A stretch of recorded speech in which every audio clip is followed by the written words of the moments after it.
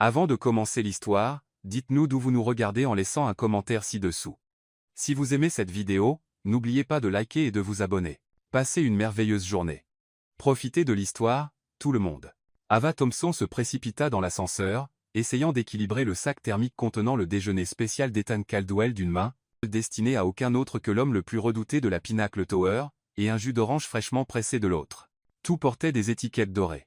Tout venait avec des instructions ridiculement précises. Pas d'oignons, pas d'ail, et du riz cuit au point parfait entre humide et sec, comme si on pouvait cuire du riz avec une règle. Milliardaire autoritaire. Bien sûr, il fallait qu'il soit scorpion, marmonna Ava, jetant un regard au plafond de l'ascenseur comme s'il pouvait lui répondre. Lorsqu'elle sortit, l'indication au bout du couloir indiquait 47B, mais l'étiquette de livraison disait 47 ampères. The code, Eva, respire. Juste des lettres et des chiffres. Tu t'en sors, ma fille. Tu livrais des sushis à vélo au milieu de l'hiver. Tu as survécu à la folie de Noël du buffet végan. Tu peux marcher jusqu'à une porte sans tout gâcher, se murmura Théa à elle-même. Mais c'était Ava. Et avec Ava, l'inattendu était toujours au coin de la rue. Au lieu de tourner à gauche vers la réception du 47 ampères, elle alla à droite. Le couloir était plus calme et plus sombre, bordé de plantes en pot massives qui semblaient sorties d'un hôtel de Dubaï. Puis elle entendit des voix. Quoi ? Marmonna-t-elle, trébuchant presque sur ses baskets. Le son provenait d'une pièce plus loin, sa porte légèrement entr'ouverte. Ava s'apprêtait à s'annoncer quand une phrase la figea sur place. Vous comprenez tous parfaitement, n'est-ce pas ? Dit une voix masculine ferme et contrôlée. Faites les calculs complètement faux. Dites à Ethan qu'il gagnera 10 fois plus avec cette fusion avec Horizon Corp. Faites-le signer le contrat immédiatement. Les yeux d'Ava s'écarquillèrent. La voix appartenait à un homme grand et élégant qu'elle reconnut vaguement. Lucas Bennett, le partenaire d'Ethan. Le genre d'homme qui souriait des lèvres mais jamais des yeux. En réalité, il perdra tout. 10 fois plus que ce qu'il investit. Un seul mouvement, et c'est fait, conclut Lucas, tandis que les autres hommes dans la pièce, 15 en tout, tous en costume, l'air d'avoir dormi en serrant des calculatrices, marmonnaient nerveusement entre eux. Ava ne savait pas quoi faire. Instinctivement, elle se glissa derrière l'un des grands pots de plantes près de la porte et se figea, son cœur battant si fort qu'il pouvait être capté par des satellites. 10 fois la perte, une arnaque, fusion, chiffres erronés. C'est sérieux. Vraiment sérieux, murmura-t-elle dans sa barbe. Lucas continua. Je me fiche si l'un de vous se sent mal à l'aise. Vous avez été payé, et le contrat est prêt. Il marqua une pause pour les faits. La signature a lieu dans 10 minutes. Pas d'hésitation dans la salle du conseil. Si Ethan demande une révision, dites que vous avez déjà validé les scénarios, le profit projeté est de 10. Répétez 10, comme un mantra. Il adore les chiffres ronds. Une fois qu'il signe, il est fini. Un silence lourd suivit. Les comptables hochèrent simplement la tête. Ava, elle, avait l'impression d'avoir oublié comment respirer. Elle savait qu'Ethan était arrogant. Oui, le genre de PDG qui avait probablement un club de golf caché derrière son fauteuil en cuir. Mais méritait-il cela? Elle baissa les yeux sur le sac thermique dans ses mains, le déjeuner était encore chaud. Elle était venue livrer de la nourriture et s'était retrouvée par hasard dans un plan pour détruire le PDG de la plus haute entreprise du bâtiment. Qui était-elle dans tout cela? Juste une petite livreuse avec un sac à dos qui sentait le yakisoba et un historique de loyer en retard. Devait-elle faire quelque chose, ou allait-elle juste passer pour une folle de plus virée par la sécurité? Bien sûr, il ne me croira pas, pensa-t-elle, mordillant sa lèvre inférieure, une livreuse disant qu'elle avait surpris un plan de sabotage corporatif en se cachant derrière une plante. Ça ressemble à un scénario de comédie ratée. Elle jeta un coup d'œil par l'entrebâillement de la porte. Les hommes se levaient. Lucas ajusta sa veste avec un sourire satisfait.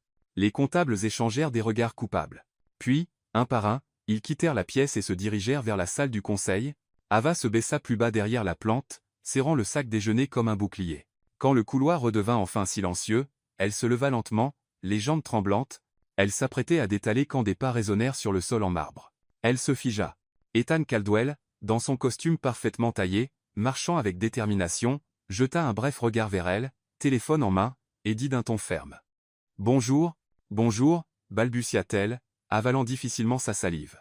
Il entra directement dans la salle de réunion. Portant maintenant des papiers prêts à être signés, Ava le vit à travers la vitre. Ethan s'assit en bout de table avec Lucas à ses côtés, gesticulant avec animation tout en présentant des documents. 15 comptables formaient un demi-cercle autour de la table, tous affichant des sourires polis masqués derrière leur professionnalisme. Ava se figea. Le monde sembla ralentir. Vas-tu vraiment le laisser signer cela, en sachant ce que tu sais? Elle jeta un œil à l'horloge. Midi pile. L'heure exacte pour la livraison, l'heure exacte pour changer le destin de quelqu'un ou pas. Autant elle trouvait Ethan arrogant et autoritaire, autant elle avait souvent envie de lui jeter du jus au visage chaque fois qu'elle lisait sa ridicule liste d'exigences. Elle n'était pas du genre à se taire face à l'injustice, surtout une injustice de cette ampleur. Mais s'il me vire? Techniquement, je travaille pour lui puisque le restaurant où je bosse est dans son entreprise, et s'ils appellent la sécurité? Et si je me fais arrêter? Ou pire, s'ils ne me croient pas? Non, c'est fou. Ava prit une profonde inspiration. Elle ferma les yeux pendant 3 secondes et se dit. Tant pis pour lui. Il y aura de l'assaisonnement. Il y aura de la sauce. Et il y aura la vérité. La tête haute et le sac déjeuner en main, elle fit demi-tour, lissa son uniforme froissé et afficha un sourire. Courage, Eva. C'est maintenant ou jamais. Le pire qui puisse arriver, c'est qu'il me jette par la fenêtre. Eh bien, vu qu'on est au 47e étage, peut-être que ce n'est pas le pire scénario, murmura-t-elle pour elle-même.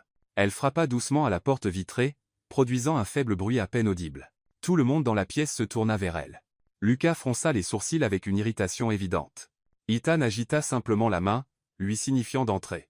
Ava poussa la porte et entra. Ethan, s'exclama-t-elle avec un sourire radieux qui pouvait illuminer la moitié de Los Angeles. J'ai apporté votre déjeuner. Il est chaud et délicieux, exactement comme vous l'aimez. Ethan la regarda avec une expression mêlant confusion et impatience. Laissez-le sur la table d'appoint, dit-il, pointant du doigt sans lever les yeux des papiers devant lui. Mais Ava n'était pas du genre à suivre de simples instructions quand une mission plus importante était en jeu. Oh! Mais Sam.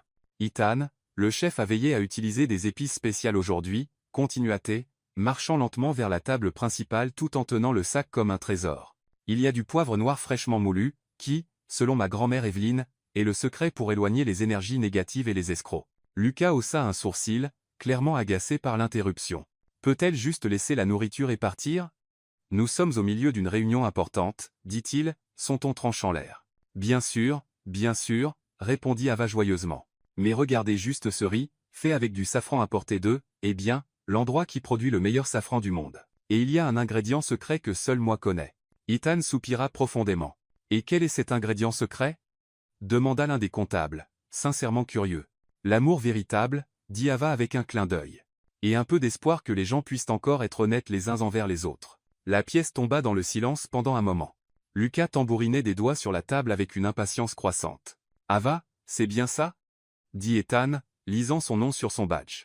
Laissez le déjeuner sur la table d'appoint pour que nous puissions continuer notre réunion. Mais attendez, s'exclama Ava, s'approchant délibérément de la table principale. Ethan, vous devez sentir cet arôme incroyable avant que ça ne refroidisse.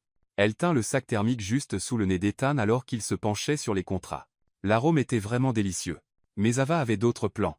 Juste sentez comme c'est merveilleux, dit-elle, feignant de trébucher sur son propre pied. Ce qui se passa ensuite se déroula comme une scène au ralenti.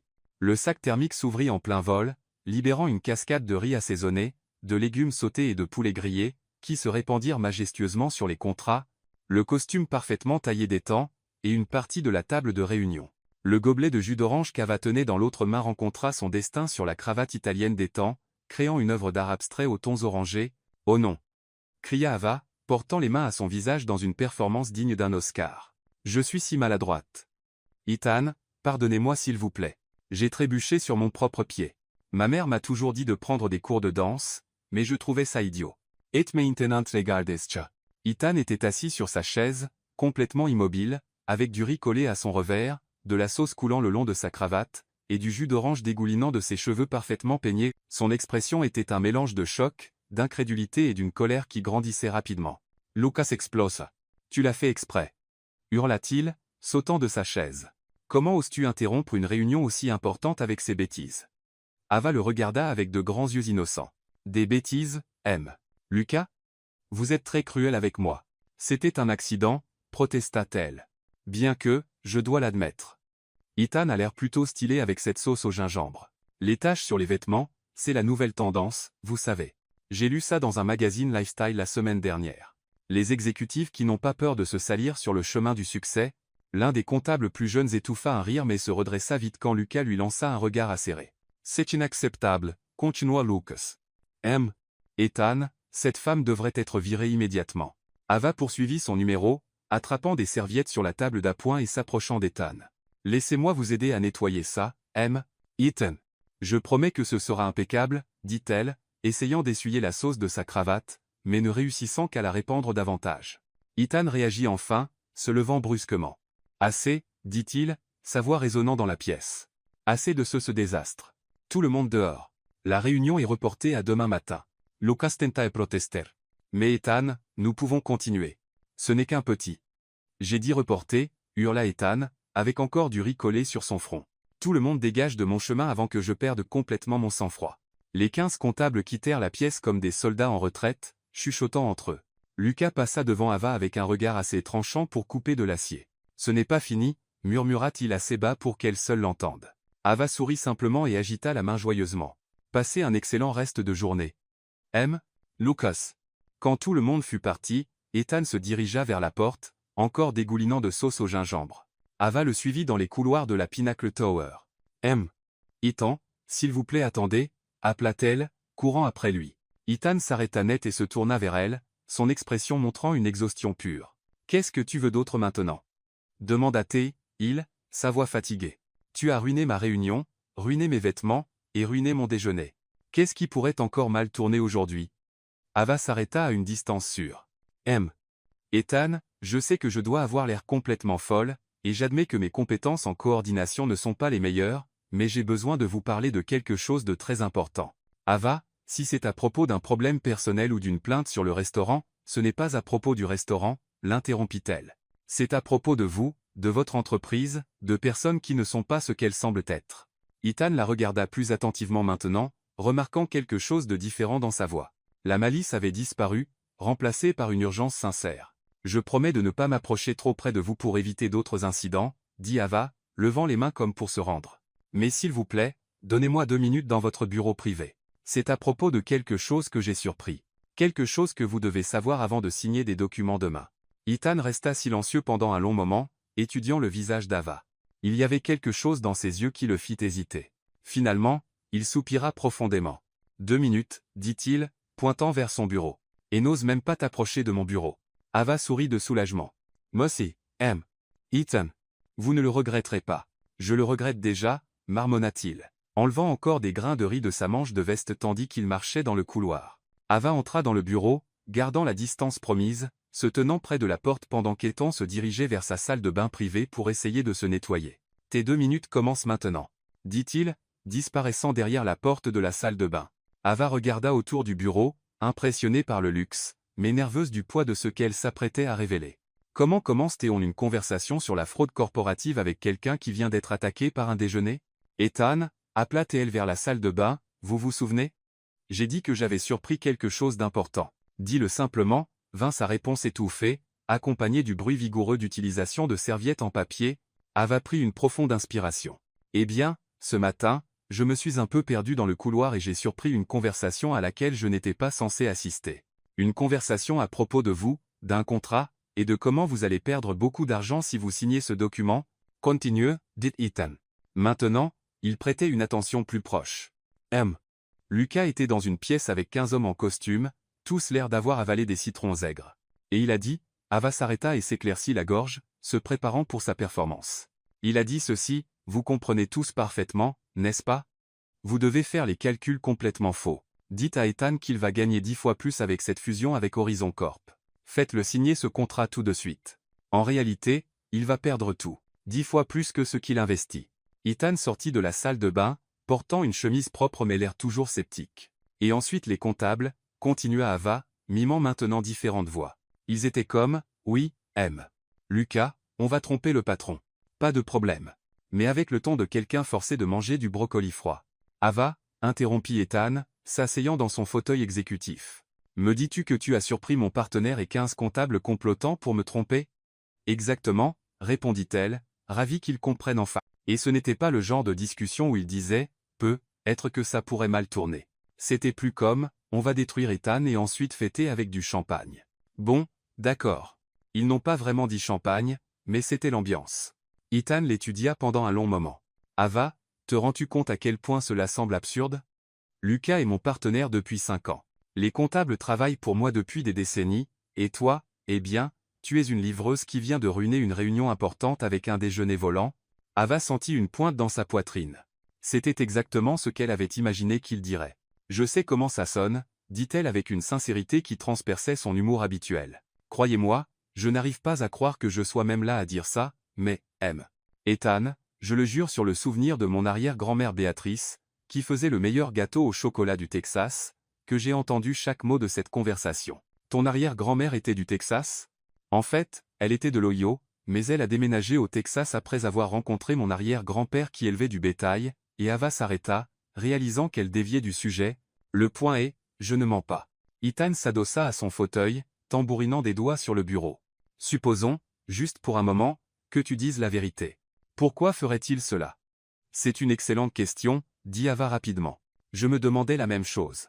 Peut être qu'ils veulent votre entreprise, ou peut être que Lucas a une dette de jeu et a besoin de votre argent pour rembourser un usurier. Ou peut être qu'il a toujours été secrètement jaloux de votre succès et a décidé qu'il était enfin temps pour la vengeance. Ou peut être, dit Ethan lentement, qu'une livreuse essaie d'attirer l'attention en inventant une histoire élaborée et ridicule. Ava eut l'impression d'avoir reçu un coup de poing dans l'estomac. Ethan, je comprends votre méfiance. Vraiment. Si j'étais vous, je me trouverais folle aussi. Mais, elle marqua une pause, cherchant les bons mots. Mais si j'avais raison? Et si demain vous signiez ce contrat et perdiez tout? Quelque chose dans la voix d'Ava fit hésiter Ethan. Il y avait une urgence sincère là, une désespérance qui ne sonnait pas faux. D'accord, dit-il enfin. Je te donne une chance. Si tu as vraiment entendu cette conversation, il doit y avoir des preuves. Des documents, des emails, une preuve solide de ce prétendu plan. Ava s'illumina instantanément. Vous voulez que je sois détective privé? Je veux que tu prouves ce que tu dis. Tu as jusqu'à demain matin. Si tu m'apportes de vraies preuves, je reconsidérerai la signature du contrat. Si tu ne m'apportes rien, tu seras banni de la Pinnacle Tower, pour toujours. Quelque chose comme ça, confirma Ethan. Ava tendit la main vers lui. Marché conclu, dit-elle. Préparez-vous. Ethan. Parce que quand je me lance dans une mission, je suis comme un bulldog qui chasse du bacon, implacable avec un excellent flair. Ethan serra sa main, surpris par la fermeté de sa poigne. Et Ava, dit-il alors qu'elle se dirigeait vers la porte. Oui. Essaie de ne rien détruire d'autre dans le processus. Ava éclata de rire. Je promets d'essayer de limiter les dégâts. Elle quitta le bureau avec un sourire confiant, mais dès que la porte se ferma, son expression se transforma en pure détermination. Elle avait maintenant une mission, et elle n'allait pas échouer. Dans le couloir, Ava marchait rapidement vers les ascenseurs quand une voix familière la fit s'arrêter. Eva. Elle se tourna et vit Lucas Bennett s'approcher, arborant un sourire qui n'atteignait jamais ses yeux. Il était impeccable à nouveau, comme si le chaos de la réunion plus tôt n'avait jamais eu lieu. Lucas, dit-elle, forçant la joie dans sa voix. Comment allez-vous? Avez-vous aussi réussi à enlever toute cette sauce au gingembre de vos vêtements? Parfaitement propre, merci, répondit-il, s'arrêtant inconfortablement près d'elle. Dis-moi, as-tu apprécié la réunion aujourd'hui?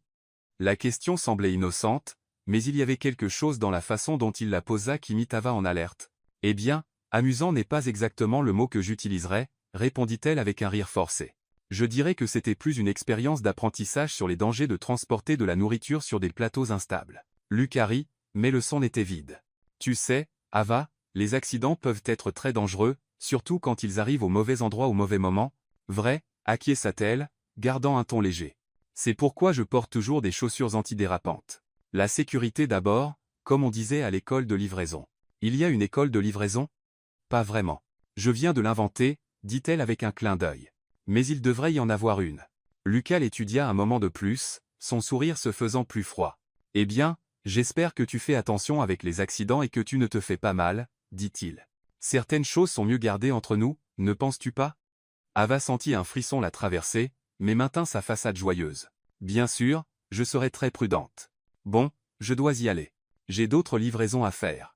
Bien sûr que tu en as, dit Lucas, reculant. Passe un bon reste de journée. Ava. Et souviens-toi, fais attention avec les accidents. Ava agita la main joyeusement et marcha vers l'ascenseur. Mais son cœur battait la chamade. Quand les portes de l'ascenseur se fermèrent, elle laissa enfin tomber son masque. Il sait, pensa-t-elle. Il sait définitivement que j'ai entendu quelque chose. Tandis que l'ascenseur descendait, Ava ne pouvait voir Lucas dans le couloir. Sortant son téléphone et composant un numéro. Allô, dit-il d'une voix basse et contrôlée. Nous avons un problème avec la livreuse du restaurant.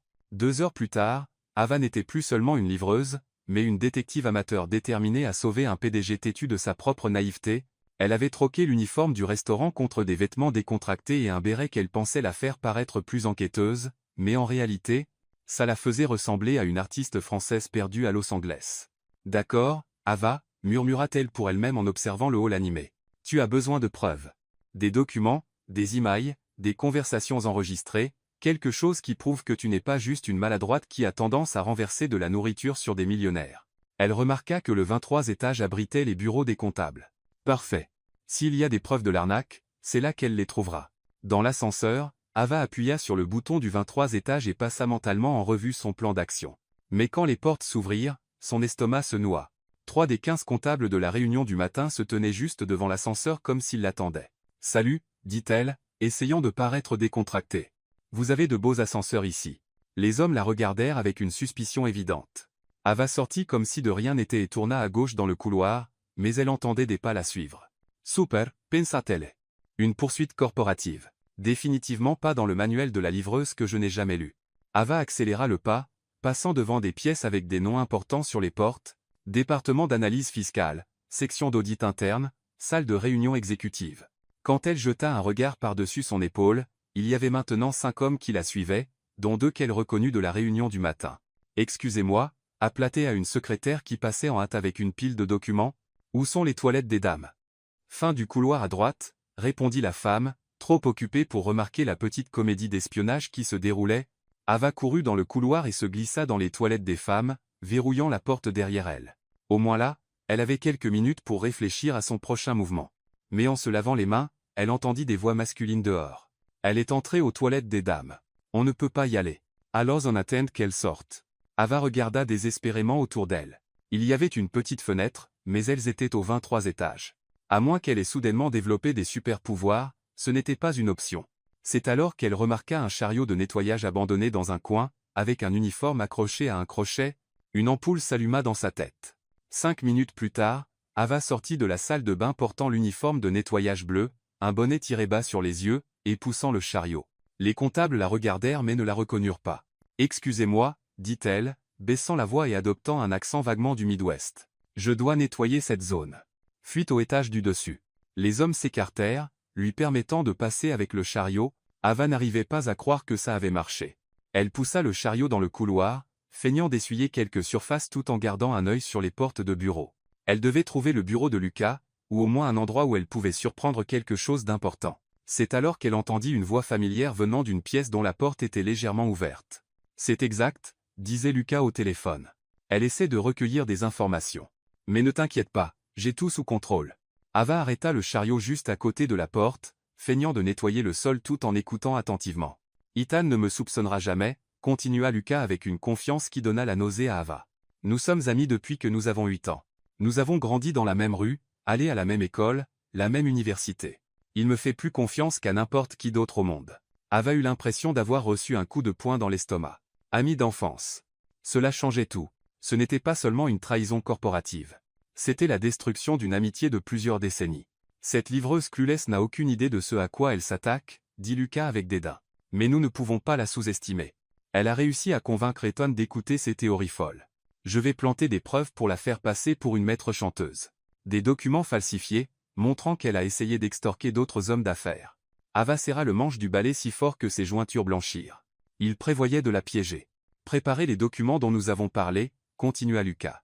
Un casier judiciaire falsifié, des preuves de tentatives passées de chantage, le package complet. Quand j'en aurai fini avec elle, Ethan ne croira pas un mot de ce qu'elle dira et la regardera se faire arrêter pour extorsion.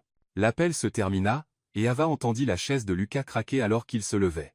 Elle se mit rapidement à frotter le sol plus fort, gardant la tête baissée.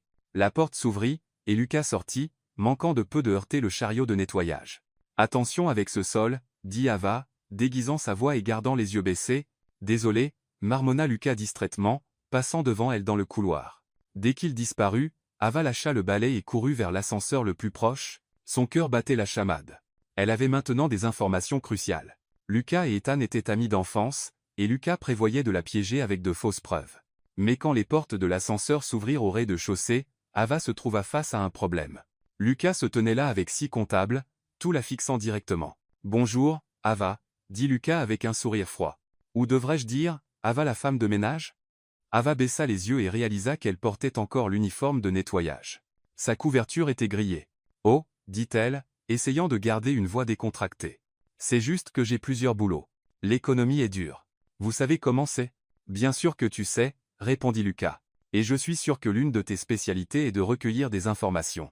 Ava sentit la sueur couler dans son dos mais maintint son sourire. Des informations? Lucas.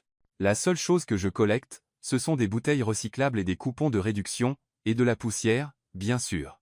Il y en a beaucoup dans ce bâtiment. Intéressant, dit Lucas, faisant un pas vers elle, parce qu'on m'a dit qu'une certaine livreuse posait des questions sur des documents confidentiels de l'entreprise. Vous devez me confondre avec quelqu'un d'autre, répondit Ava, reculant lentement. Nous, les livreuses, nous nous ressemblons toutes en uniforme. C'est comme un fascinant phénomène sociologique. Lucas n'avait pas l'air convaincu, mais avant qu'il puisse répondre, les portes de l'ascenseur se fermèrent entre eux. Ava avait réussi à s'échapper, mais elle savait que sa liberté d'enquête était terminée. Tandis que l'ascenseur descendait vers le hall, elle réalisa qu'elle avait urgemment besoin d'un nouveau plan. Lucas était un pas devant, et maintenant il savait qu'elle creusait. Pire encore, il tendait un piège qui pouvait détruire non seulement ses chances de sauver Ethan, mais aussi sa propre vie.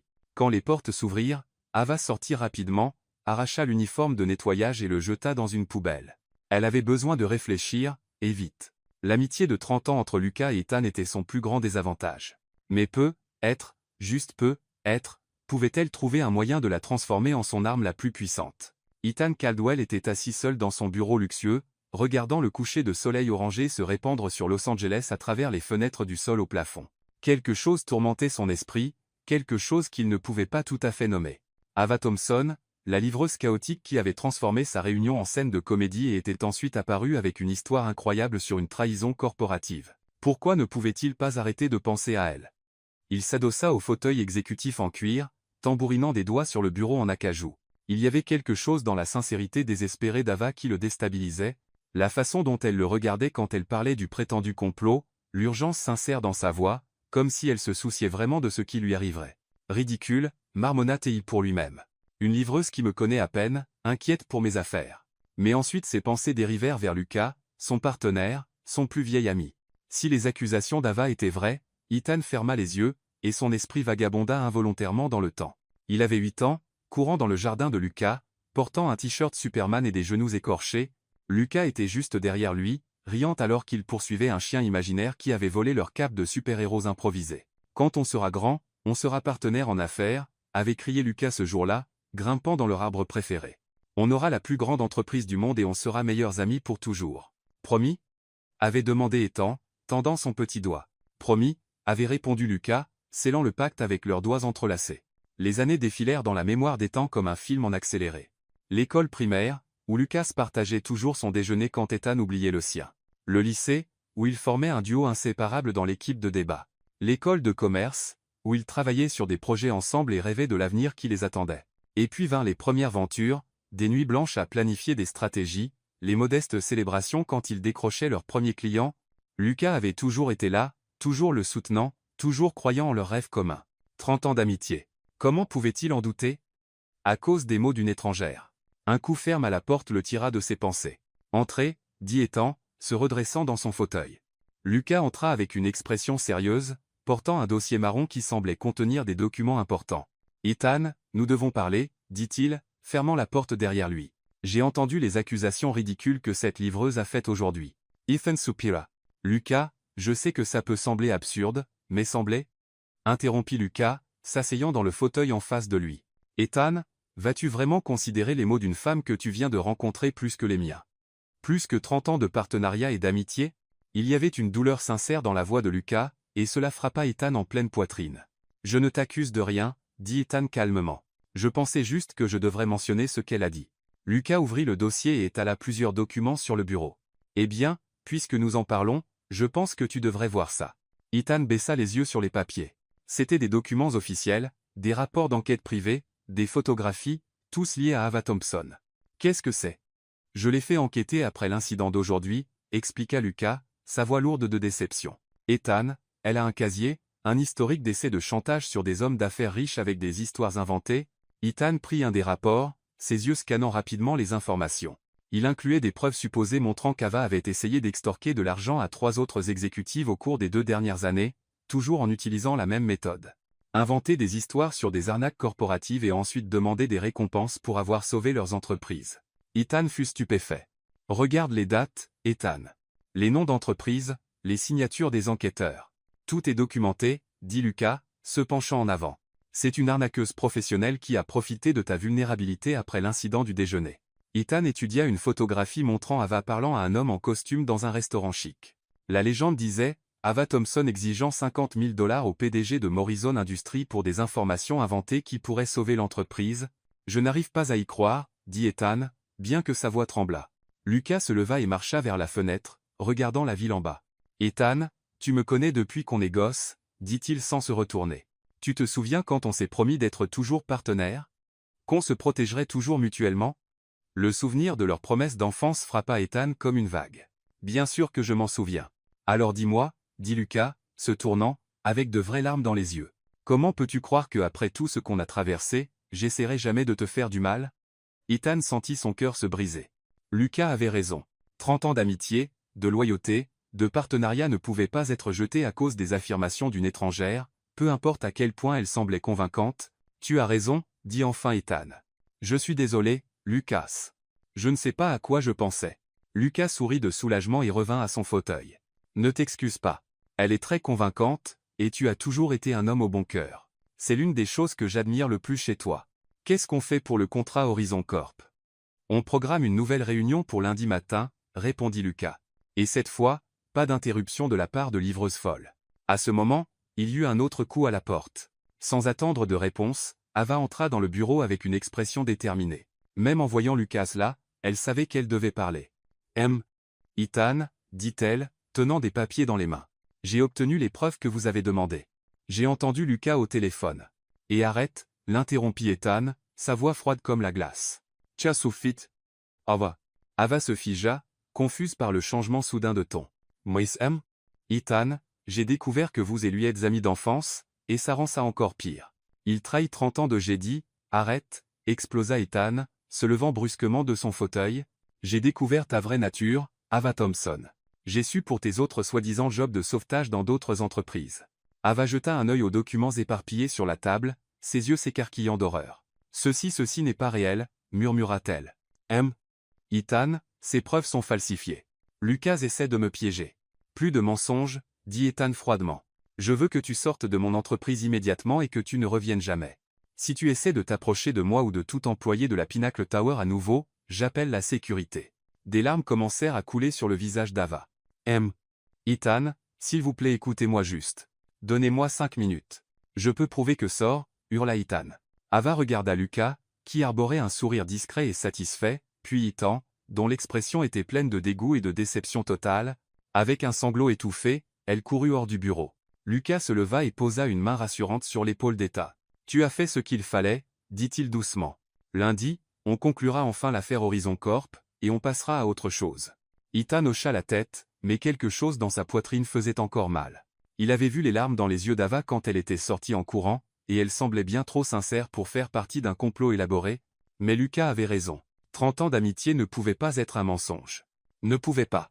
Ava passa toute la nuit à planifier sa vengeance.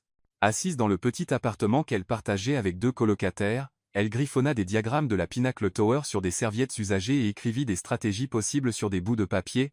Après avoir été humiliée et virée du bureau d'Ethan, elle était déterminée à prouver son innocence, même si c'était la dernière chose qu'elle ferait. Si tu n'écoutes pas, je vais trouver des preuves si claires qu'un aveugle pourrait les voir, marmonna-t-elle pour elle-même, mâchonnant l'extrémité d'un stylo bon marché.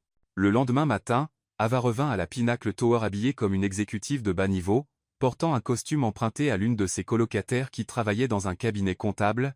Le costume était de taille trop grand, la faisant ressembler à une gamine qui joue à s'habiller, mais au moins ça l'aiderait à se fondre dans la masse en marchant dans les couloirs. Elle savait que Lucas déjeunait toujours au restaurant exécutif au 40e étage à 12h30 pile. Ce serait sa chance d'entrer dans son bureau et de chercher de vraies preuves de l'arnaque. À 12h20, Ava se positionna près de l'ascenseur exécutif et vit Lucas sortir, impeccable comme toujours, se dirigeant vers le déjeuner. Dès qu'il disparut, elle se hâta dans le couloir vers son bureau. La secrétaire de Lucas était aussi partie déjeuner, laissant la zone administrative déserte. Ava s'approcha de la porte de son bureau, et à sa surprise, elle n'était pas verrouillée. Apparemment, Lucas ne s'attend pas à être espionné par des livreuses vengeresses, murmura-t-elle, entrant dans le bureau luxueux. Le bureau de Lucas était une version plus petite de celui d'Ethan, mais tout aussi impressionnant, avec des étagères remplies de livres d'affaires et des certificats encadrés couvrant les murs. Ava commença à fouiller rapidement dans les tiroirs et les dossiers, cherchant n'importe quoi d'incriminant. Puis, le téléphone de Lucas sonna. Ava se figea mais réalisa rapidement que c'était son autre téléphone, celui qu'il avait laissé sur le bureau. Apparemment, il en portait deux et n'en avait pris qu'un avec lui pour le déjeuner. La sonnerie s'arrêta, pour recommencer un moment plus tard. Cette fois, Ava eut une idée brillante. Elle sortit son propre téléphone et commença à enregistrer juste au moment où le téléphone de Lucas sonnait pour la 3e fois. Lucas devait revenir plus tôt que prévu car elle entendit soudain sa voix dans le couloir, parlant à quelqu'un au téléphone. Celui qui l'avait emporté. Oui, tout se passe selon le plan, dit la voix de Lucas alors qu'il approchait de la porte. Lundi, je vais détruire l'entreprise d'Ethan de l'intérieur. Il ne saura même pas ce qui l'a frappé. Ava n'arrivait pas à croire sa chance. Elle enregistrait la confession parfaite, mais ensuite elle entendit la poignée de porte tourner. Paniquée, elle plongea derrière le grand bureau de Lucas. Mais dans sa précipitation, elle trébucha sur ses propres pieds et lâcha son téléphone. L'appareil glissa sur le sol poli, et s'arrêta sous une lourde étagère, remplie de livres de droit corporatif. Lucas entra dans le bureau, continuant à parler au téléphone. Non, ne t'inquiète pas pour la livreuse. Je m'en suis déjà occupé. Ethan pense maintenant qu'elle est une maître chanteuse professionnelle. Il rit avec satisfaction. Les documents falsifiés que j'ai préparés étaient très convaincants. Ava était accroupie derrière le bureau, respirant à peine, tandis que son téléphone clignotait silencieusement sous l'étagère, continuant à enregistrer. Si Lucas découvrait qu'elle était là, tout serait fini. Bien sûr, les comptables coopéreront, continua Lucas. Chacun d'eux a ses petits secrets qu'il préfère garder cachés. C'est incroyable comme les gens deviennent coopératifs quand on a les bonnes informations sur eux. Les yeux d'Ava s'écarquillèrent. Chantage. Lucas faisait chanter les 15 comptables. Qu'as-tu dit sur les dettes de jeu de Carter? Parfait. Et Alvarez a des problèmes fiscaux avec l'IRS. Encore mieux. Plus les secrets sont compromettants, plus ils sont obéissants, dit Lucas d'un ton cruel qu'Ava ne lui avait jamais entendu auparavant. La conversation dura plusieurs minutes de plus, Lucas expliquant comment il gardait chaque comptable sous son contrôle en utilisant des informations personnelles dommageables. Quand il raccrocha enfin, Ava entendit ses pas s'approcher dangereusement de l'endroit où elle se cachait. Mais alors le téléphone fixe du bureau sonna, faisant marcher Lucas de l'autre côté de la pièce. Ava saisit la chance de ramper silencieusement vers l'étagère où son téléphone avait atterri. Le téléphone était coincé profondément sous la partie la plus lourde de l'étagère. Elle étira le bras, mais ses doigts l'effleuraient à peine. Désespérée, elle regarda autour, et repéra un parapluie appuyé contre le mur voisin. Pendant que Lucas parlait au téléphone de la liquidation des actifs de Horizon Corp, Ava attrapa le parapluie et se mit à l'utiliser comme une canne à pêche improvisée, essayant de pousser le téléphone plus près. « Allez, allez » murmura-t-elle, suant en manœuvrant le parapluie pour pousser le téléphone dans la bonne direction. Après plusieurs tentatives maladroites, manquant de renverser un vase décoratif et accrochant accidentellement une chaussure égarée sous l'étagère, Ava réussit enfin à pousser le téléphone assez près pour l'attraper. Elle étira à nouveau le bras et le saisit. Mais juste au moment où elle se relevait avec le téléphone en main, elle entendit Lucas conclure son appel. « Parfait, dit-il. Lundi sera le jour où Ethan Caldwell tombera. » Ava se baissa à nouveau derrière le bureau, son cœur battant si fort qu'elle était sûre que Lucas pouvait l'entendre. Elle baissa les yeux sur son téléphone et vit qu'il enregistrait toujours. Elle avait tout la confession complète. Lucas arpenta la pièce pendant quelques minutes, organisant des papiers. Ava pouvait voir son pantalon impeccablement repassé passer devant le bureau où elle se cachait. Finalement, elle entendit ses pas se diriger vers la porte et sa voix dans le couloir, discutant avec la secrétaire qui revenait juste du déjeuner. Ava attendit encore 5 minutes avant d'oser sortir de sa cachette. Quand elle se releva enfin, ses jambes étaient engourdies, et elle était couverte de poussière. Mais elle avait les preuves. Non seulement la confession de Lucas sur la destruction de l'entreprise d'Ethan, mais aussi la preuve qu'il faisait chanter les 15 comptables. Les pauvres hommes ne sont pas des méchants, murmura-t-elle pour elle-même en quittant soigneusement le bureau. Ils sont des victimes, eux aussi. Ava réalisa qu'elle avait découvert bien plus qu'elle ne l'attendait. Lucas n'était pas juste un traître. C'était un manipulateur cruel, détruisant des vies pour obtenir ce qu'il voulait. Les comptables n'étaient pas partis du complot par choix. Ils étaient forcés. Tandis qu'elle marchait dans les couloirs de la Pinnacle Tower, Ava forma un nouveau plan dans son esprit. Il ne suffisait plus de sauver Ethan. Elle devait libérer les 15 comptables du contrôle de Lucas et les transformer d'ennemis en alliés. « Prépare-toi, Lucas Bennett » murmura-t-elle, serrant le téléphone avec les enregistrements contre sa poitrine. « La guerre ne fait que commencer. Et cette fois, j'ai des munitions. » Elle sourit pour la première fois depuis des jours, imaginant l'expression de Lucas quand il réaliserait qu'il avait sous-estimé une simple livreuse de Los Angeles. Ava Thompson n'avait être aucune expérience en espionnage corporatif, mais elle avait quelque chose de bien plus précieux, une détermination pure et un enregistrement qui changerait tout. Ava passa le reste de l'après-midi à étudier les 15 comptables comme si elle était une anthropologue, observant une tribu rare. Elle les avait déjà identifiés chacun pendant ses petites aventures d'espionnage et devait maintenant les approcher un par un loin des yeux vigilants de Lucas. Sa première cible et bien, allié potentiel était Walter Carter, un homme d'une cinquantaine d'années avec des lunettes épaisses et une expression perpétuellement inquiète. Ava le trouva seul dans la salle de pause, remuant tristement du sucre dans son café comme s'il dissolvait tous ses espoirs avec. M. Carter. S'approcha Ava avec son sourire le plus amical. Je suis désolé de vous déranger, mais vous n'avez pas l'air d'avoir la meilleure journée. Walter leva les yeux et la reconnut immédiatement. Vous êtes là la livreuse qui a causé ce chaos dans la réunion. Coupable, admit Ava joyeusement, s'asseyant sur la chaise à côté de lui.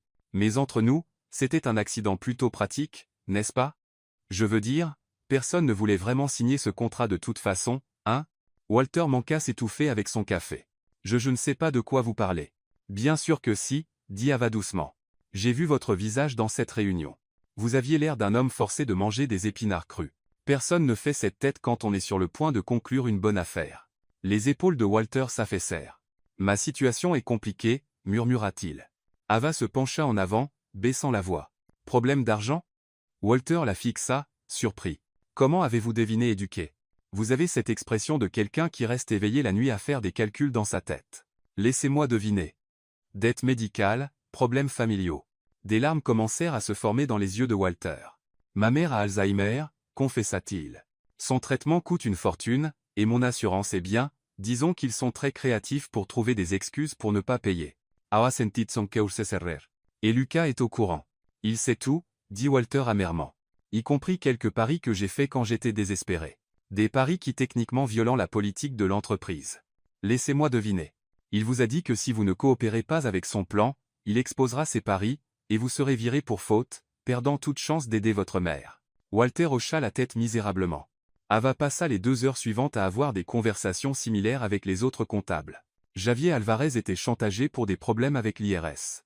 Daniel Kim se noyait dans un divorce coûteux et des paiements de pension alimentaire qui consommaient tout son salaire. Patrick O'Connor avait fait une petite erreur dans un rapport il y a des années, mais Lucas avait la preuve et menaçait de l'utiliser pour détruire sa carrière. Chaque histoire était plus triste que la précédente, et Ava devint de plus en plus furieuse contre Lucas. Finalement, elle réunit les 15 comptables dans la petite salle de conférence au 23 étage après les avoir convaincus qu'ils avaient une chance de se libérer. Messieurs, dit-elle, se tenant en bout de table comme un général s'adressant à ses troupes, le moment est venu pour une révolution. Les hommes la fixèrent comme si elle venait de suggérer de voler jusqu'à la lune. Ava, dit Walter nerveusement, nous apprécions ton enthousiasme, mais Lucas a trop de pouvoir sur nous tous. Exactement, Ava frappa la table et la main. Il a du pouvoir parce que vous le lui permettez. Mais imaginez si vous, les 15, vous vous leviez en même temps et disiez. Non, Lucas. Nous ne serons plus vos marionnettes. Il nous vira tous, murmura Patrick. Et après? Ava contre-attaqua. Pensez-vous vraiment qu'il peut remplacer 15 comptables expérimentés du jour au lendemain? Et plus que ça, imaginez ce qu'Ethan pensera quand il apprendra que Lucas a viré tous les comptables juste avant une fusion majeure. Les hommes commencèrent à échanger des regards, une étincelle d'espoir illuminant leur visage. De plus, continua Ava, arpentant la table comme un professeur inspirant, j'ai des preuves. Des enregistrements de Lucas lui-même admettant qu'il vous fait chanter et qu'il prévoit de détruire l'entreprise d'Ethan. Tout à quoi? Demanda Daniel, si redressant. Ava leva son téléphone. Tout est là. La confession complète, l'admission de chantage, tout ce dont nous avons besoin pour exposer Lucas, et vous libérer tous une fois pour toutes. Une vague d'excitation balaya la pièce. Pour la première fois depuis des mois, les comptables avaient l'air pleins d'espoir. Alors, qui est avec moi? Demanda Ava, posant sa main au centre de la table. Qui est prêt pour la révolution des 15? Un par un, les comptables posèrent leurs mains sur la sienne, formant une pile au milieu de la table. Il y eut des rires nerveux, mais aussi de la détermination. À la prochaine réunion, dit Ava, quand Lucas essaiera de vous forcer à mentir sur les chiffres, vous vous levez tous et dites la vérité, simple comme bonjour. Et s'il menace de nous virer? Demanda Javier. Laissez ça à moi. Dit Ava avec un sourire confiant. J'ai quelques surprises préparées pour M. Lucas Bennett. Les hommes chuchotèrent avec excitation entre eux sur le plan. Ava se sentait triomphante quand elle entendit un applaudissement lent derrière elle. Elle se tourna et vit Lucas debout dans l'encadrement de la porte de la salle de conférence, applaudissant sarcastiquement. « Quelle performance inspirante, dit-il, entrant dans la pièce avec un sourire cruel. Vraiment touchante. Dommage que ce soit complètement inutile. » Ava releva le menton avec défi. « Lucas, quelle surprise. Êtes-vous là pour rejoindre la révolution? » « En fait, je suis venu donner une petite mise à jour à tes nouveaux amis, dit-il, sortant une feuille de papier de la poche de sa veste, une liste de licenciements immédiats. Qui prendra effet si l'un des 15 comptables ose aller contre mes instructions pendant la réunion de lundi. Ava sentit son estomac se nouer en voyant la peur revenir sur les visages des hommes qui venaient de sortir mais jetaient maintenant des regards par l'entrebâillement de la porte. « Vous voyez ça ?» continua Lucas, s'adressant au comptable. « C'est ce qui arrive quand vous écoutez des livreuses embêtantes. Mais ne vous inquiétez pas, je suis encore prêt à oublier cette petite rébellion si vous retournez tous à vos places et faites exactement ce que nous avons convenu. » Les comptables regardèrent de Lucas à Ava, leurs expressions passant de l'espoir à la peur. « Désolé, Ava, murmura Walter, baissant les yeux. Je ne peux pas risquer de perdre mon job. Ma mère dépend de moi. » Un par un, les autres comptables firent le même choix, marmonnant des excuses en s'éloignant d'Ava comme si elle était radioactive. « 15 contre 1, dit Lucas avec satisfaction. On dirait que les chances ne sont pas de ton côté, Ava. Ava se tint seule dans la salle de conférence, fixant Lucas avec un mélange de colère et de déception. Tous ses alliés l'avaient déserté au premier signe de vrai danger. Pathétique, continua Lucas. Tu pensais vraiment pouvoir faire tomber une opération soigneusement planifiée avec des discours inspirants et du sentimentalisme bon marché? J'ai encore les enregistrements, dit Ava, levant son téléphone.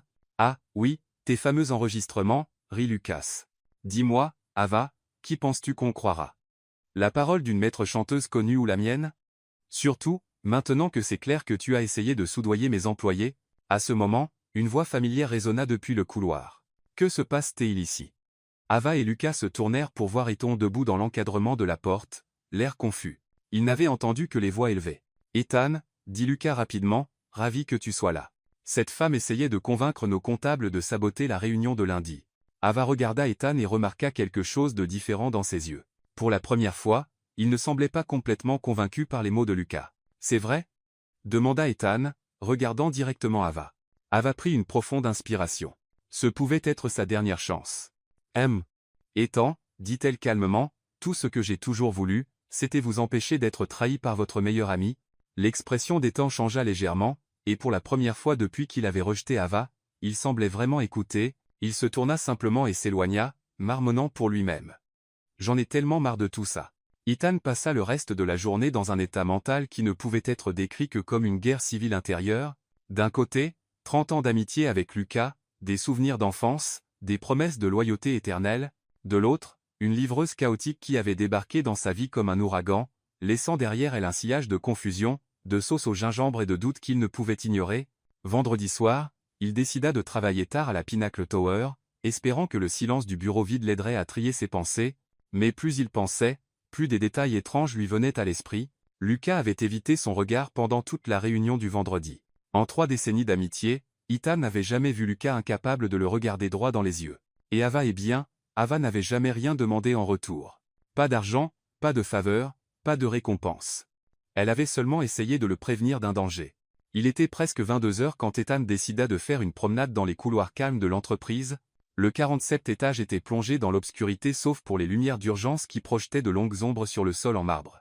C'est alors qu'il vit une lumière allumée dans la zone de restauration de l'entreprise. Curieux et légèrement inquiet pour la sécurité, Ethan se dirigea vers la lumière. À sa surprise, il trouva Ava assise seule à l'une des tables du restaurant, entourée de papiers et de calculatrices avec une tasse de café fumante à côté d'elle. Elle était si concentrée sur ses calculs qu'elle ne le remarqua pas approcher. « Tu travailles tard ?» demanda Ethan, la faisant sursauter. Ava leva les yeux, clairement surprise de le voir. Ethan, dit-elle rapidement, rassemblant les papiers. Je organisais juste des choses pour l'inventaire du restaurant. Vous savez comment c'est. À 22 heures? Ava afficha un sourire penaud. Eh bien, je suis un peu workaholique et aussi une insomniaque chronique, et je n'ai pas exactement la vie sociale la plus excitante. Honnêtement, mon idée de fun, c'est de réorganiser ma collection de coupons par ordre alphabétique. Malgré lui, Ethan sentit un sourire se former. Il y avait quelque chose de rafraîchissant d'honnête dans l'humour autodérisoire d'Ava. « Ça te dérange si je m'assois » demanda-t-il, pointant la chaise en face d'elle. Ava hocha la tête nerveusement. « Binzua. Bien que je devrais vous avertir, j'ai un historique d'accidents liés à la nourriture quand je suis nerveuse. » Et je suis vraiment nerveuse en ce moment. Donc peut-être qu'il vaut mieux garder tous les liquides loin de nous. Ethan s'assit, étudiant son visage sous la lumière douce du restaurant, sans la pression des accusations et confrontations des derniers jours. Ava semblait différente, plus détendue, plus authentique. Ava, dit-il enfin, parle-moi de toi. Pas de Lucas. Pas de contrat ou de complot. De toi.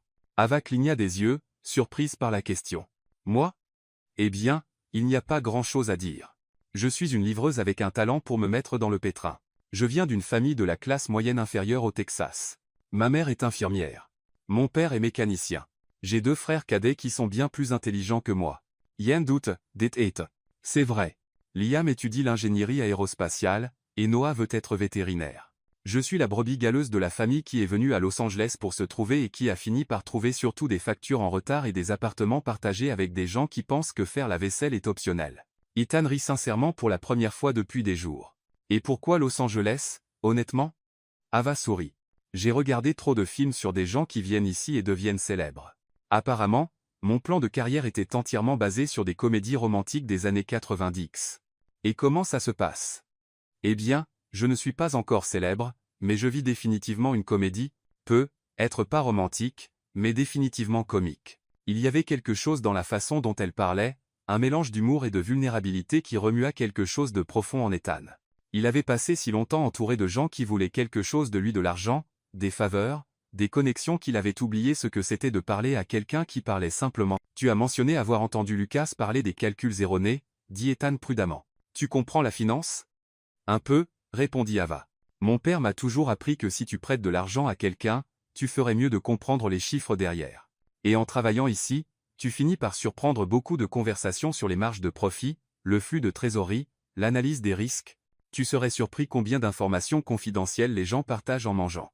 Elle marqua une pause, puis ajouta casuellement, par exemple, je sais que la Pinnacle Tower avait des problèmes de liquidité au 3e trimestre l'année dernière parce que Lucas l'a mentionné pendant un déjeuner avec des investisseurs. Et je sais que vous avez perdu le contrat avec Peterson Industries à cause d'une analyse de marché défectueuse, qui a coûté environ 2 millions de dollars. Ethan la fixa, surprise. C'était des informations que seule une personne avec un accès interne pouvait connaître. Comment sais-tu pour Peterson Industries? J'ai entendu Lucas l'expliquait à l'un des comptables seniors sur pourquoi il devait être plus prudent avec les projections futures. C'était un jeudi. Il y a environ 3 mois. Il mangeait ce sandwich au dindon qu'il commande toujours quand il est stressé. Les détails étaient trop spécifiques pour être inventés.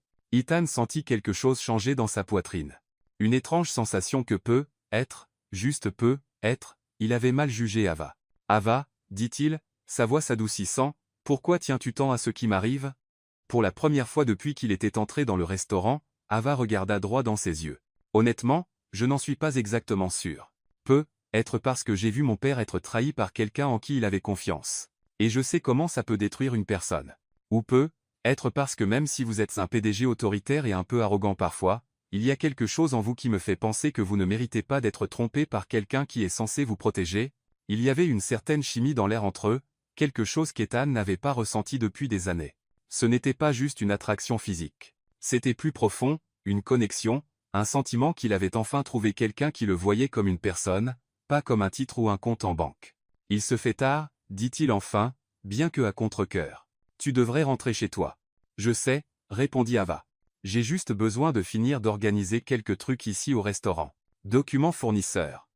Ce genre de choses. Ça ne prendra qu'1 heure de plus. Ethan se leva, hésitant un moment. Eva. Oui? Merci pour la conversation. Je veux dire, ça fait longtemps que j'ai vraiment parlé à quelqu'un. De rien. Ethan, et merci de m'avoir écouté sans m'interrompre pour dire que je suis folle. Après qu'Ethan fut parti, Ava attendit 5 minutes pour s'assurer qu'il était vraiment parti. Puis elle se leva et se mit à la vraie raison pour laquelle elle était là si tard. Elle avait remarqué que certains des vieux dossiers de l'entreprise étaient stockés dans des armoires au fond du restaurant, probablement parce que c'était un endroit où personne ne penserait chercher des documents importants. Ava commença à fouiller soigneusement les dossiers, cherchant n'importe quoi qui pourrait incriminer Lucas. C'est dans les registres financiers d'il y a 5 ans qu'elle trouva exactement ce dont elle avait besoin. Des documents montrant des transferts suspects de fonds de l'entreprise vers des comptes personnels, tous autorisés par Lucas Bennett. Les montants étaient assez petits pour éviter une suspicion immédiate, mais ensemble ils s'élevaient à des centaines de milliers de dollars. Je t'ai eu, murmura-t-elle, prenant des photos de chaque document avec son téléphone. Lundi matin, Ava arriva à la Pinnacle Tower, avant Sept-Zéro, déterminée à montrer à Ethan ce qu'elle avait trouvé avant qu'il ne signe quoi que ce soit. Mais quand elle atteignit le 47e étage, elle vit Lucas sortir du bureau d'Ethan avec un sourire satisfait sur le visage. « Ava » dit-il avec une fausse joie. « Quelle surprise de vous voir ici si tôt. Où est-ce Ethan demanda-t-elle, ignorant son faux salut. « Oh, j'ai dû avancer notre réunion. » Répondit Lucas casuellement. « En fait, on a changé tout l'horaire. Le contrat sera signé à 8:00 pile. » Ethan se prépare en ce moment même. « Ava sentit son 5 glaser. 8:00 ? Mais il n'est que 7:40. » « Je sais, » dit Lucas avec un sourire froid. « Le temps file quand on s'amuse, n'est-ce pas ?» Ava jeta un œil à l'horloge au mur, puis à Lucas, réalisant qu'elle était tombée droit dans son piège. Il avait avancé la signature spécifiquement pour l'empêcher d'intervenir à nouveau. Avec seulement 20 minutes restantes, Ava aurait besoin d'un miracle pour empêcher Ethan de signer tout. Elle serra le téléphone avec les photos des documents contre sa poitrine et prit une profonde inspiration. « D'accord, Ava, » murmura-t-elle pour elle-même. 18 minutes pour sauver un millionnaire. Têtu de son meilleur ami traître. Tu peux le faire.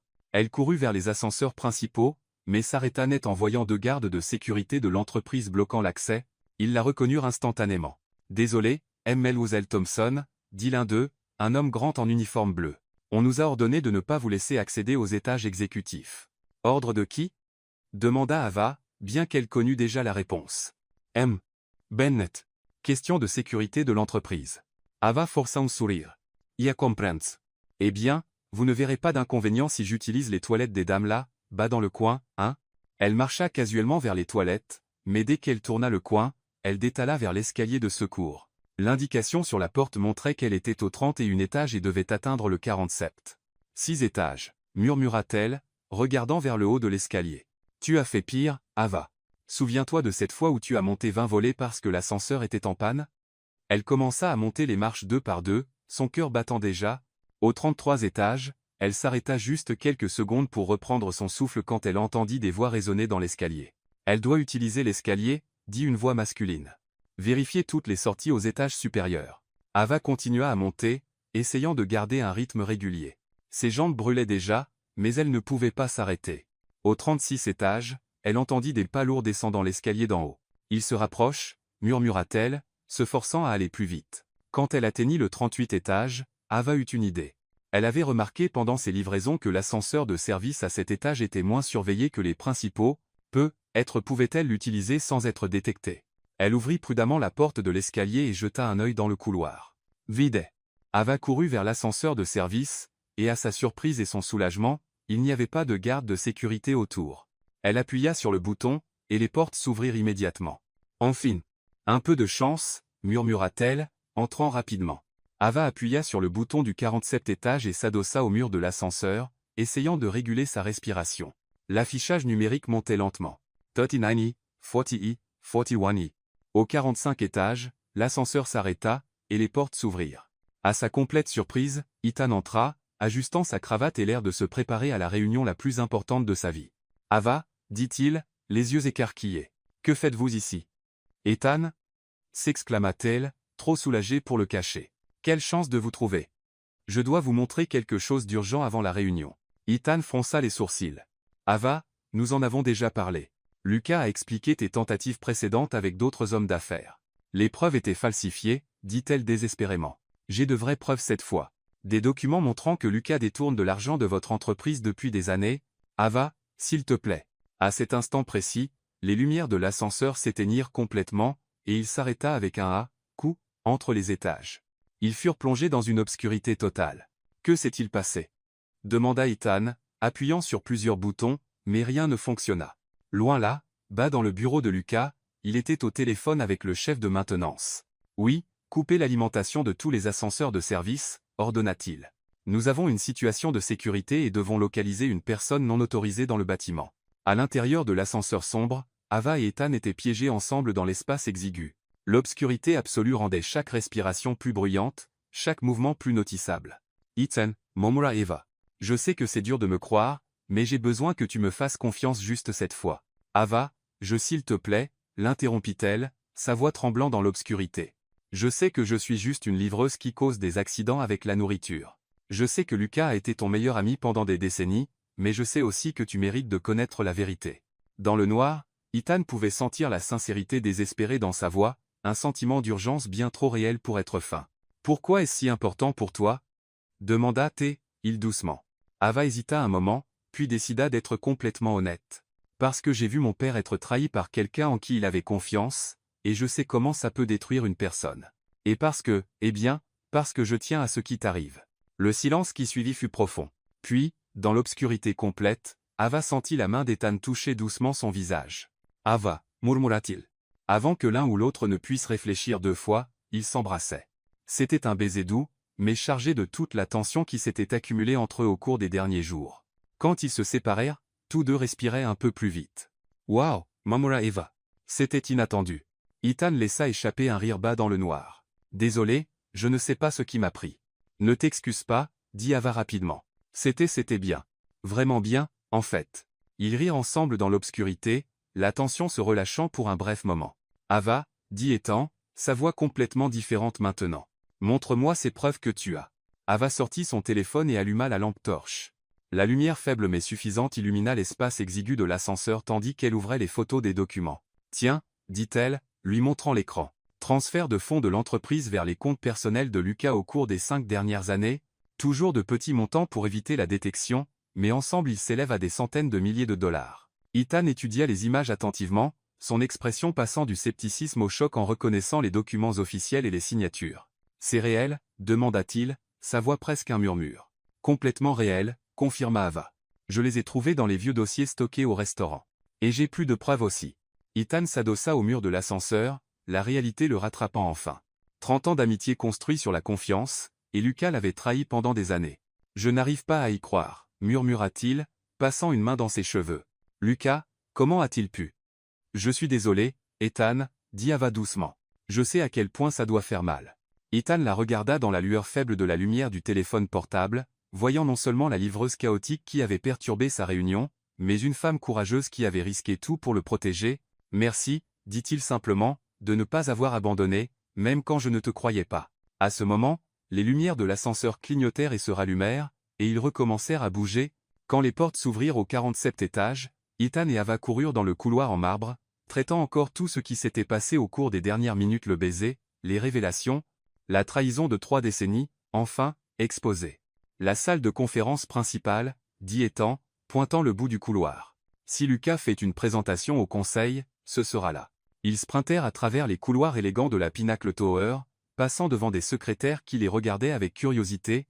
Ava serrait toujours les preuves sur son téléphone, tandis qu'Ethan essayait de traiter mentalement l'ampleur de la trahison de son meilleur ami. Quand ils atteignirent la grande salle de conférence, la scène qui les attendait confirma leurs pires craintes. À travers les murs de verre transparent, ils pouvaient voir Lucas en bout de table ovale, gesticulant avec confiance devant un groupe de 12 hommes impeccablement vêtus, tout le conseil d'administration de la Pinnacle Tower et 3 investisseurs, clés qu'Ava reconnut de ses livraisons passées. « Non » murmura Ethan, essayant la poignée de porte. Elle était verrouillée. Ava pressa son visage contre le verre, essayant d'entendre la conversation à travers les murs insonorisés. Elle ne saisit que des fragments en lisant sur les lèvres, mais c'était suffisant pour comprendre ce qui se passait. « Il présente le contrat » murmura-t-elle à Ethan. « Il l'appelle l'affaire du siècle. » Lucas pointa des graphiques colorés étalés sur la table, des chiffres qu'Ava savait complètement frauduleux. Les membres du conseil hochèrent la tête, clairement impressionnés par les profits projetés. « Caldwell » une voix derrière eux les fit se retourner. C'était Eleanor Hayes, l'assistante exécutive senior de Lucas, tenant une enveloppe scellée. « Bennett m'a demandé de vous donner ceci si vous apparaissiez, » dit-elle, l'air mal à l'aise avec la situation. Ethan déchira l'enveloppe rapidement, ses yeux scannant le document officiel. Son expression s'assombrit à chaque ligne qu'il lisait. « Qu'est-ce que ça dit ?» demanda Ava, remarquant la pâleur croissante sur le visage d'Ethan. « C'est une motion d'urgence approuvée par le conseil, » répondit-il, sa voix rauque. « Lucas les a convaincus que je suis émotionnellement compromis à cause d'accusations infondées affectant ma capacité à diriger. » Ava sentit son estomac se nouer. « Ça veut dire qu'ils ont voté pour procéder à des décisions exécutives critiques sans mon approbation directe, » expliqua Ethan, froissant légèrement le papier dans sa main. « Dans les cas exceptionnels, quand ils croient que le PDG n'est pas apte à diriger correctement, à l'intérieur de la pièce, » Lucas continua sa présentation théâtrale. Il avait tout préparé méticuleusement, transformant sa trahison en une performance convaincante de leadership corporatif responsable. « Combien de temps avons-nous » demanda Ava, jetant un œil à l'horloge au mur. Selon ce document, le vote final et la signature du contrat auront lieu dans 40 minutes, répondit Ethan. Juste assez de temps pour que Lucas finisse sa présentation et obtienne toutes les approbations nécessaires. Ava recula du mur de verre, son esprit tournant à plein régime. Elle avait besoin d'un plan, quelque chose que Lucas ne pouvait prédire ou bloquer. Les comptables, dit-elle soudain, se tournant vers Ethan. Quoi? Les 15 comptables que Lucas fait chanter, expliqua-t-elle, sortant son téléphone. Toute cette fraude ne marche que parce qu'ils ont fourni les faux chiffres que Lucas montre en ce moment. Si nous pouvons les faire dire la vérité Ava, tu l'as dit toi-même, ils sont trop terrifiés pour se dresser contre Lucas, argumenta Ethan. Ils ne risqueront pas leur job. Pas individuellement, acquiesça-t-elle, faisant défiler rapidement les contacts qu'elle avait collectés. Mais et s'ils réalisaient qu'ils ne sont pas seuls? Et s'ils savaient qu'ensemble ils sont plus forts que Lucas? Ava trouva le numéro de Walter Carter et commença à composer. Qu'est-ce que tu comptes faire? Demanda Ethan. Quelque chose de probablement complètement fou, admit-elle, collant le téléphone à son oreille. Mais ça pourrait être notre seule chance. L'appel se connecta. Walter, c'est Eva Thompson. Je sais que ça sonne fou, mais j'ai besoin que tu m'écoutes juste 2 minutes, dit-elle rapidement.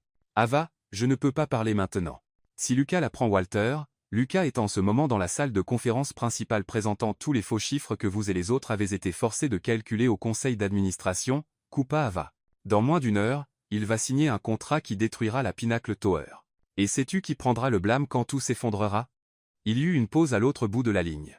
Continue, dit Walter, sa voix tendue. Tandis qu'elle parlait à Walter, Ava fit signe à Ethan de sortir son propre téléphone et de commencer à appeler les autres comptables. Javier Alvarez, c'est Ethan Caldwell, dit-il quand l'appel se connecta. Je sais pour ta situation avec l'IRS, et je sais que Lucas l'utilise contre toi, mais tu dois comprendre quelque chose. Si cette fusion échoue comme Lucas l'a planifié, tu perdras ton job de toute façon. Ava lança un deuxième appel. Daniel, c'est, encore. Eva. Je sais ce que tu aspires. Je sais pour le divorce et les paiements de pension, mais pense à ça. Si Lucas réussit à détruire l'entreprise, tu n'auras même pas un chèque pour couvrir tout ça. Un par un, les appels furent passés. Ava et Ethan travaillèrent méthodiquement, chacun parlant à différents comptables, expliquant la vraie situation et offrant une alternative qu'aucun d'eux n'avait considérée auparavant. Patrick O'Connor, j'ai besoin que tu sois courageux juste quelques minutes, dit Ava pendant son 4e appel. Quelques minutes de courage pourraient sauver non seulement ton job, mais celui de tout le monde aussi. Graduellement, Ava commença à remarquer un changement dans le ton des conversations. La peur était toujours là, mais quelque chose d'autre émergeait. La colère. Colère d'être manipulé, chantagé, et utilisé comme pion dans un jeu qu'il ne comprenait pas pleinement. Finalement, Ava réussit à mettre en place une conférence téléphonique avec 9 des 15 comptables. Écoutez-moi, tous, dit-elle, sa voix gagnant en force et en émotion, vous avez passé des mois à être intimidés par un homme qui a profité de vos vulnérabilités, mais vous êtes des professionnels qualifiés, des hommes d'intégrité mis dans une situation impossible. Elle marqua une pause, jetant un œil à travers le verre à Lucas, qui délivrait encore sa présentation manipulatrice.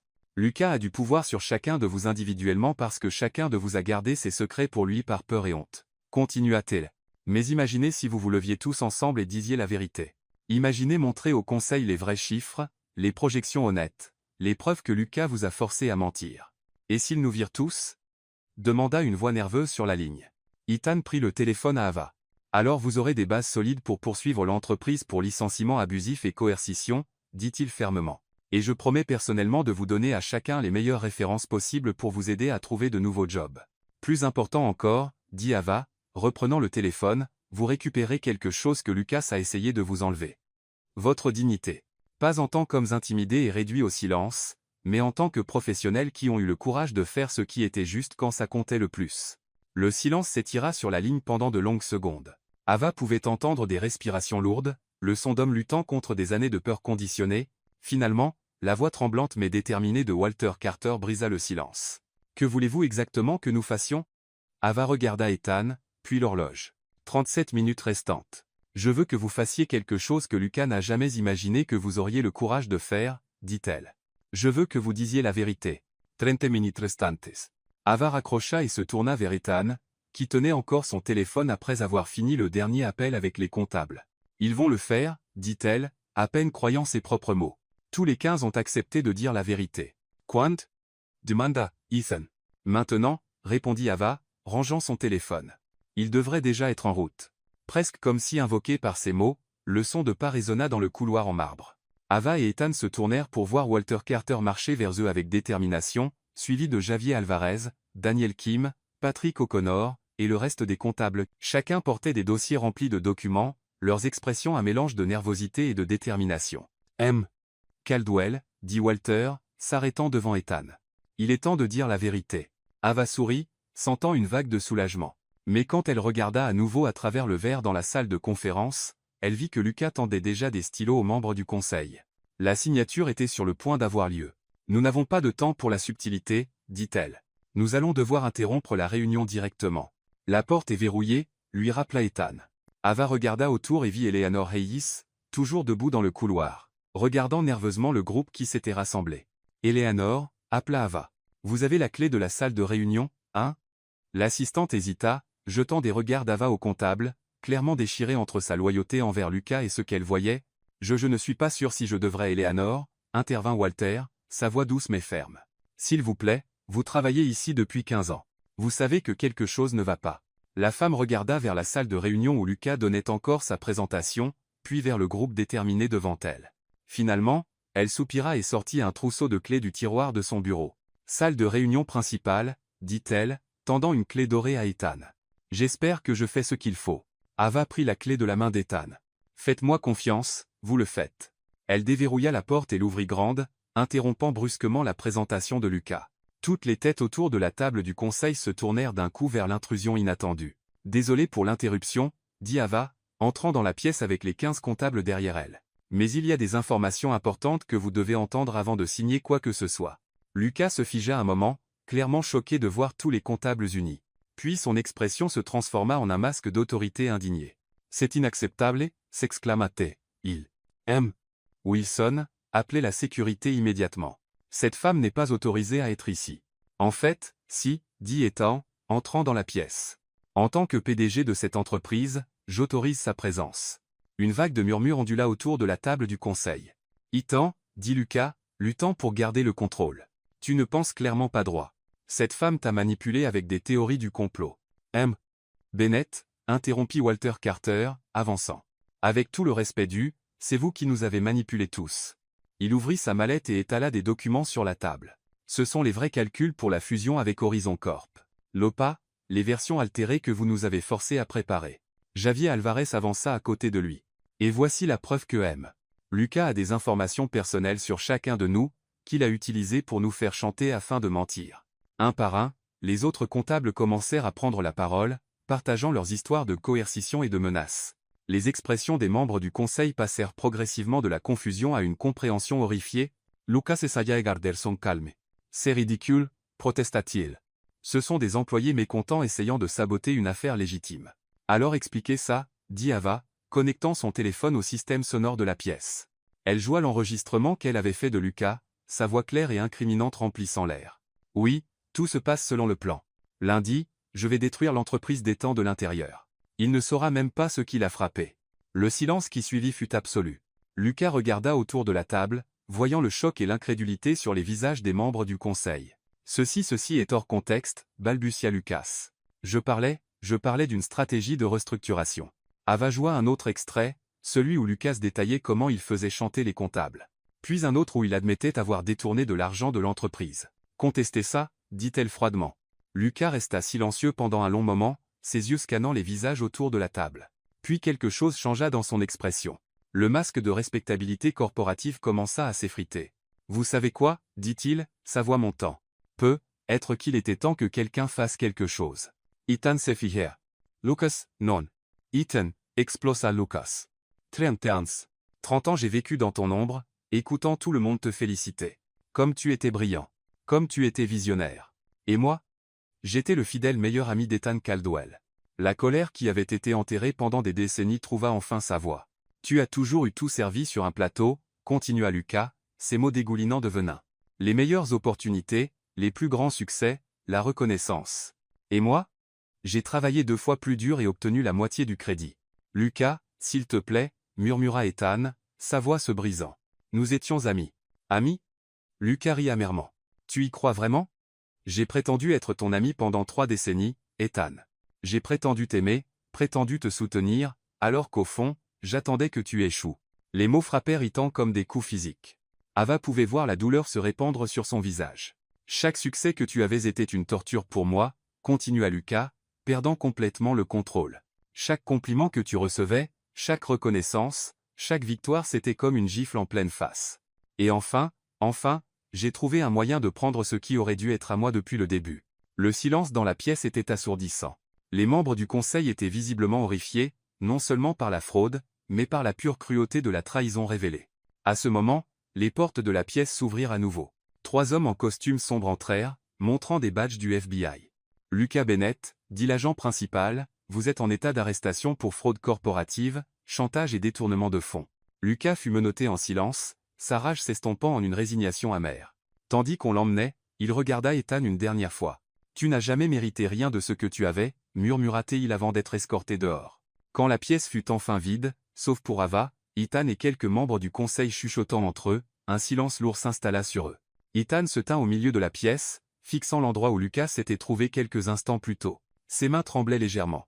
Ava s'approcha de lui prudemment. « Ethan, dit-elle doucement. Je suis désolé.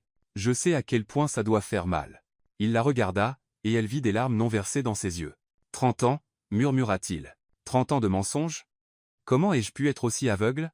Ava tendit la main pour le toucher, mais il recula instinctivement. « Non, dit-il, sa voix se brisant. Je ne peux pas. Je ne peux pas faire ça maintenant. Ava. » Ethan, elle s'arrêta, luttant avec ces mots. « Je tombe amoureuse de toi. Mais je viens de découvrir que mon meilleur ami me haïssait pendant 3 décennies. Comment puis-je faire confiance à ce que je ressens? Comment puis-je faire confiance à qui que ce soit à nouveau ?» La douleur dans sa voix brisa le cœur d'Ava. « J'ai besoin de temps, continua-t-il. J'ai besoin de traiter tout ça avant que nous puissions. » Ava hocha la tête, ravalant ses propres larmes. « Je comprends, dit-elle doucement.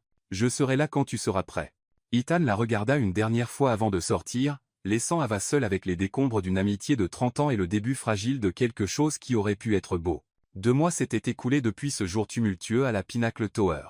Ava Thompson était maintenant à Chicago, organisant des commandes dans son petit bureau qui sentait toujours les épices et les rêves accomplis. Son entreprise, Ava's Rush, était passée d'une idée désespérée à un service de livraison gourmet florissant servant certains des meilleurs restaurants de la ville. Elle avait quitté Los Angeles une semaine après le scandale de la Pinnacle Tower, non pour fuir, mais pour se prouver qu'elle était capable de construire quelque chose à elle. La douleur du rejet d'Ethan était toujours là, mais elle s'était transformée en carburant pour son ambition. « Ava, nous avons une commande spéciale, » dit Marcus, son assistant, entrant dans le bureau avec un papier en main. « Spécial comment ?» demanda TL sans lever les yeux de la feuille de calcul des livraisons. « C'est étrange.